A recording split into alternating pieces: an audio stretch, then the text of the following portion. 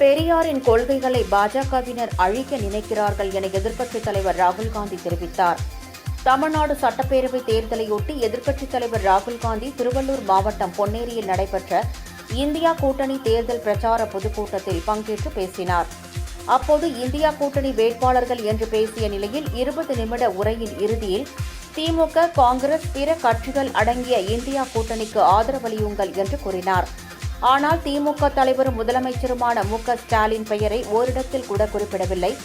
ஏற்கனவே திமுக கூட்டணி தமிழக காங்கிரஸ் மீது ராகுல் காந்தி அதிருப்தியில் இருப்பதாக கூறப்படுகிறது. அதேபோல் இன்றைய கூட்டத்தில் பாஜக, RSS-ஐ கடுமையாக விமர்சித்த ராகுல் காந்தி பெரியார் பற்றி பேசினார். அதிமுகவினர் மோடி, அமித்ஷாவிடம் சரணடைந்து விட்டார்கள் என்றும் RSS, பாஜக தாக்குதல்களை நிறுத்த வேண்டும் என்றும் கூறினார். பெரியாரின் கொள்கைகளை பாஜகவினர் அழிக்க நினைப்பதாக தெரிவித்த ராகுல் காந்தி, பெரியாரின் தத்துவங்களை நசுக்க பார்ப்பதாகவும் அவருடைய சமூக நீதி கொள்கைகளை அழிக்க நினைப்பதாகவும் கூறினார்.